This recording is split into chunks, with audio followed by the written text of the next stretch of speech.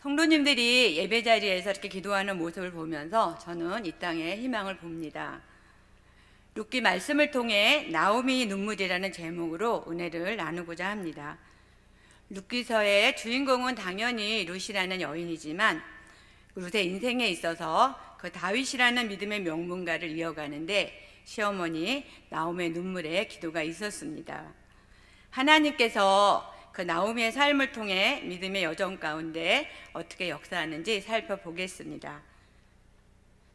룻기 1장을 시작하면서 사사들이 치리하던 때라고 말씀하고 있습니다. 사사기 마지막 장 21장 25절에 보면 이스라엘의 왕이 없으므로 사람이 각기 자기 소견에 오른 대로 행하였더라 이렇게 말씀합니다. 그 시대적인 상황 속에서 하나님을 믿는 백성들이 하나님과 관계없이 자기 중심적인 삶을 살아가고 있는 모습을 볼 수 있습니다.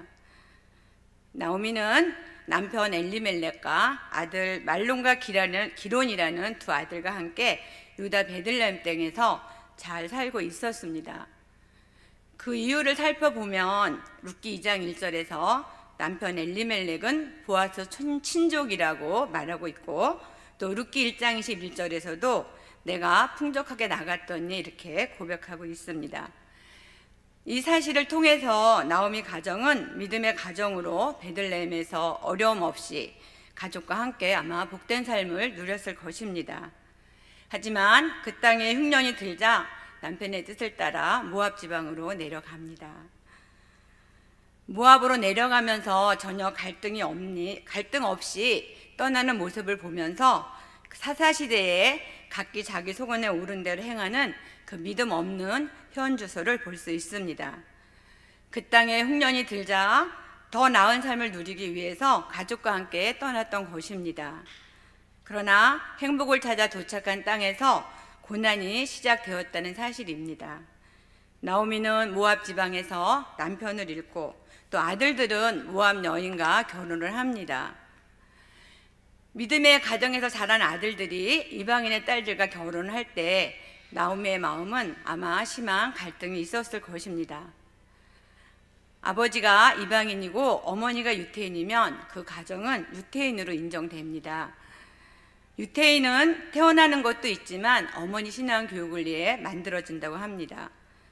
어머니 신앙 교육을 통해서 자녀들이 새롭게 유태인으로 태어나는 것입니다. 자녀들이 이방인의 딸들과 이처럼 결혼 문제는 믿음의 가정에서는 많은 갈등의 원인이 됩니다. 그러나 그것도 잠깐이고 그 땅에서 결혼한 두 아들까지 자녀 없이 세상을 떠납니다. 본문에서 그 남편과 아들의 죽음에 대해서는 상세하게 설명하지는 않습니다. 가족을 모두 잃고 절망하는 나오미는 아마 매일 눈물 마를 날이 없었을 것입니다. 얼마 전에 저와 연령대가 비슷한 권사님이 암이 재발되어 2년간 투병하시다가 떠났다는 천국 가셨던 소식을 듣게 되었습니다. 그 가정은 개척 초기에 장로님 가정으로 많이 봉사하시고 또 지방으로 이사하셔서 오랫동안 연락을 하지 못했습니다. 장례식장을 다녀오면서 저는 너무나 마음이 많이 아팠습니다. 이처럼 가장 가까운 사람들의 죽음은 우리 모두가 상상을 초월할 정도로 너무나 극한 스트레스며 또 절망과 아픔입니다. 나오미 가정에 하나님은 왜 이런 상황들을 허락하셨을까요? 우리가 고난 중에 있을 때는 하나님의 뜻을 잘 모를 수 있습니다. 슬픔과 좌절 가운데 있는 나오미에게 복된 소식이 들렸습니다. 우리 룻기 1장 6절에서 7절 다 같이 합독하겠습니다.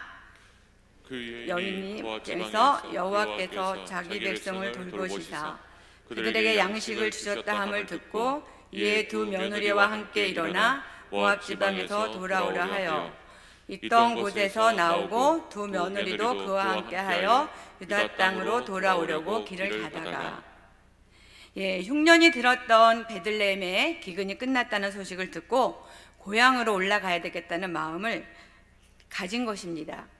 이렇게 고통과 슬픔 속에 있는 나오미를 주님은 찾아가십니다.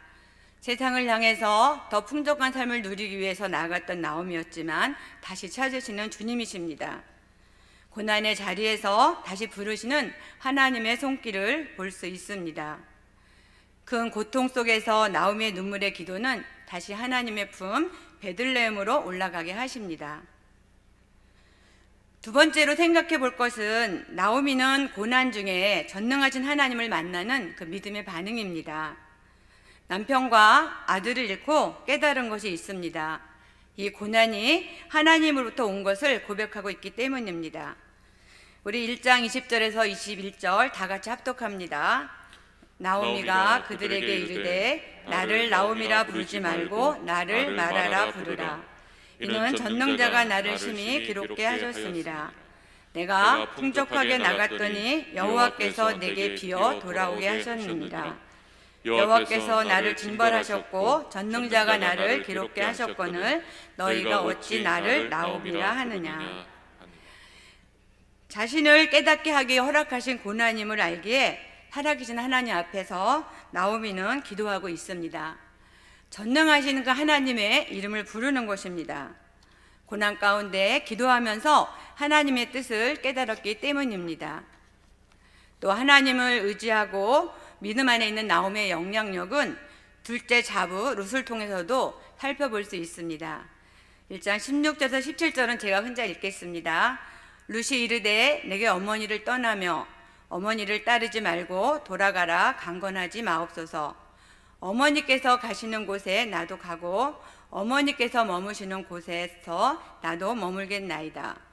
어머니의 백성이 나의 백성이 되고 어머니의 하나님이 나의 하나님이 되시리니 어머니께서 죽으시는 곳에서 나도 죽어 거기 묻힐 것이라. 만일 내가 죽는 일 외에 어머니를 떠나면 어머니 여호와께서 내게 벌을 내리시고 더 내리시기를 원하나이다 하는지라. 룻이 어머니가 믿는 하나님을 믿음으로 반응하고 함께 동거동락하겠다고 선포하고 있는 것입니다. 모압 땅에서 10년 이상 살아온 고난의 세월 가운데 어머니 눈물의 기도를 통해 살아 역사하신 하나님을 이방 여인 룻이 보았기 때문입니다. 룻의 반응은 어머님을 통해 나의 하나님을 고백하는 믿음이 생겼다는 것입니다. 신앙은 하루아침에 갑자기 생기는 것이 아닙니다. 고난 중에서 자부 룻에게 선한 영향력 있는 믿음의 삶을 보여주고 있음을 알 수 있습니다. 눈물로 기도했던 나오미 자신도 다시 베들레헴으로 올라갈 수 있는 힘이 생긴 것입니다. 풍족한 가운데서 더 나은 삶을 누리기 위해 떠났던 나오미였습니다. 하지만 고향으로 올라가면 많은 동네 사람들에게 조롱과 멸시를 당하는 수모를 생각하면 마음속에 많은 갈등도 있었을 것입니다. 보통 사람들은 성공하면 고향 가는 것을 기뻐합니다. 그러나 일반적으로 실패한 사람들은 고향으로 가지 않습니다. 나오미는 이제 하나님 외에는 다른 것을 생각할 마음의 여유가 없었습니다. 고난 중에 깨달은 나오미는 베들레헴으로 올라가는 것입니다. 자부 룻도 어머니가 흘렸던 눈물의 기도를 보았고 또 하나님의 함께 하심을 보았습니다. 가난하고 기대할 것이 없는 어머니지만 룻은 그 믿음을 따라 어머니와 함께 베들레헴으로 올라가는 것입니다. 그 땅에는 반겨줄 아무도 없습니다. 하지만 믿음으로 반응하고 베들레헴으로 가는 것입니다. 기도할 때 주님이 주시는 은혜의 발걸음이라고 생각을 합니다. 세 번째 생각해 볼 것은 나오미 눈물은 기도의 자리에서 주님이 일하심을 믿음으로 반응하고 있습니다. 보아스와 룻의 만남은 단순한 연애 사건이 아닙니다. 이방 여인 룻을 통해서 하나님의 그 위대한 구원 계획을 이루시는 놀라운 은총의 사건입니다. 나오미는 하나님의 뜻을 이루기 위해 기도하면서 이 일들을 진행하고 있습니다. 3장 18절에서 이에 시어머니가 이르되 내 딸아 이 사건이 어떻게 될지 알기까지 앉아 있으라. 그 사람이 오늘 이 일을 성취하기 전에는 쉬지 아니하니라 하니라. 고난을 겪으면서 한 많은 세월을 낙심하기보다는 기도의 자리에 있다는 사실입니다. 하나님이 일하시는 현장에서 룻과 함께 주님의 때를 기다리며 간절하게 기도하고 있는 것입니다. 나오미는 기도하면서 보아스와 룻의 만남을 통해 하나님이 주시는 기업을 이루실 꿈을 믿음으로 바라보고 있는 것입니다. 그래서 깨어있는 그 한 사람이 중요합니다. 기도할 때 하나님은 일하십니다. 나오미 기도가 응답되어 드디어 보아스와 룻이 결혼하고 가정을 이루어 위대한 믿음의 명문가를 만드는 축복을 누리게 됩니다. 우리 4장 14절에서 17절까지 다 같이 합독합니다. 여인들이 나오미에게 이르되 찬송할지로다. 여호와께서 내게 기업 물을 자가 없게 하지 아니하셨도다. 이 아이의 이름이 이스라엘 중에 유명하게 되기를 원하노라. 이는 내 생명의 회복자이며 내 노년의 봉양자라. 곧 너를 사랑하며 일곱 아들보다 귀한 내 며느리가 낳은 자로다 하니라.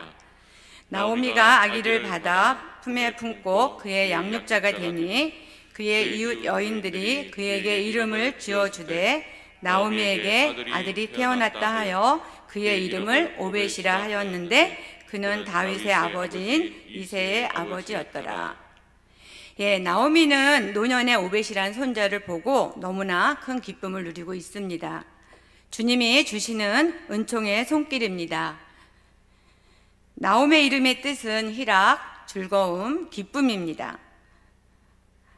하나님의 때에 나오미 이름처럼 기쁨과 즐거움으로 회복시키시고 또 그동안의 모든 고난을 잊게 하는 하나님의 선물이고 축복입니다. 나오미의 그 믿음의 여정 가운데 하나님의 구원 역사가 이방 여인 룻을 통해서 이루어졌습니다. 우리가 믿고 의지하는 주님은 우리를 실망시키지 않으신 좋으신 하나님입니다. 고난을 통해서 우리가 감사할 수 있는 것은 주님을 바라보게 하는 꿈을 꾸게 하신다는 사실입니다. 나오미의 믿음의 여정을 살펴보면서 하나님께서 우리의 마음 가운데 어떤 도전을 주시나요? 저 역시 이 사역의 부르심 앞에서 또 고난의 깊은 골짜기를 지나게 하셨고 또 은혜의 자리로 나가게 하시니 돌아보니 축복의 자리였습니다. 기도할 때 하나님은 역사하시고 인도해 주십니다. 나오미의 믿음의 여정처럼 우리 모두에게는 하나님께서 가장 좋은 것을 주시기 위해 고난의 터널을 지나가게 하십니다. 이 고난의 터널은 믿음의 부유한 축복을 누릴 수 있는 기회입니다. 우리가 지난번에 특세 기간에도 강사 목사님 통해서 많은 은혜를 받았습니다. 그때 그 영성은 그냥 주어지는 것이 아니고 목회 현장에서 또 부르심의 현장에서 사명의 음침인 골짜기를 통과할 때 주님이 부어주시는 은혜의 영성인 것입니다. 고난의 자리에서 기도로 나아갈 때 누릴 수 있는 은혜임을 기억하시기를 바랍니다. 저는 언젠가 설교할 기회가 있다면 이 자리에서 마지막 부탁을 두 가지를 하고 싶었습니다. 첫 번째는 공적인 예배 자리에서 주님이 기쁨의 삶이 되시기를 부탁드리고 싶습니다. 왜냐하면 저는 성도님들이 예배하는 모습을 바라볼 때 제가 표현은 못하지만 제 마음이 너무 많이 기뻤습니다. 하나님이 우리 예배를 기뻐한다는 사실을 다시 한번 제가 깨닫게 되었습니다. 저는 사역하면서 감사한 것은 제가 하나님의 마음을 더 많이 알게 되었다는 것이 저에게는 은혜고 축복입니다.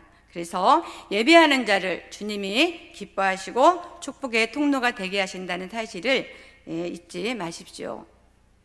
두 번째는 기도의 자리에서 하나님께 구하는 삶으로 나가십시오. 기도할 때 주님은 역사하십니다. 기도는 배워서 되는 것이 아니라 기도의 자리로 나가야 됩니다. 제가 코로나19로 인해 집에서 교회 나오지 못하고 기도할 때 집중하는데 저는 개인적으로 참 힘들었습니다. 새벽을 깨우기 힘들어도 여러분들이 기도의 자리에 나오면 함께 기도할 때 풍성한 은혜를 주십니다. 그 은혜를 알기에 성도님들과 함께 나누고 싶었던 것입니다. 예배의 자리, 기도의 자리, 그 기본기가 중요합니다. 기본기는 우리의 힘을 뺍니다.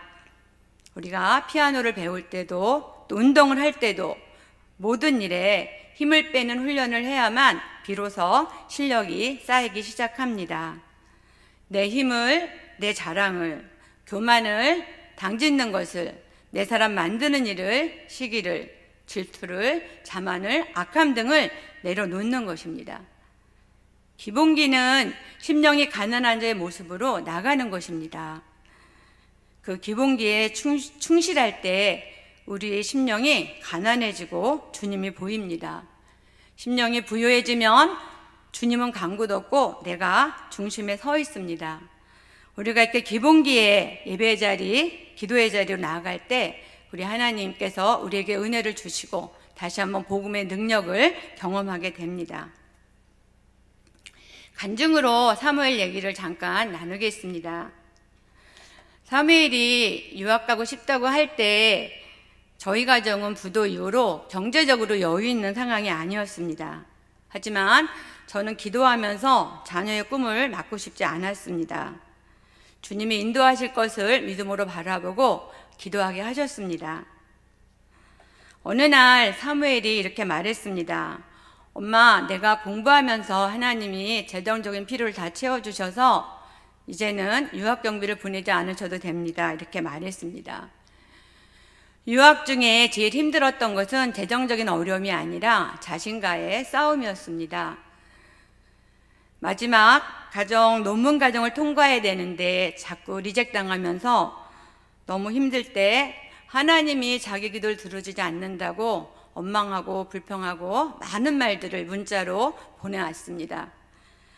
그럴 때 기도하면서 하나님께서는 그 고비들을 넘겨주셨습니다.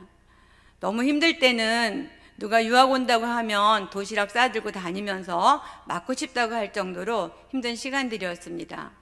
그 시간들을 보내고 은혜 가운데 나가게 하셔서 이제는 항상 자기 자랑이 아닌 자기의 하나님의 은혜를 알기 때문에 조그만 일이 있어도 기도를 부탁을 합니다.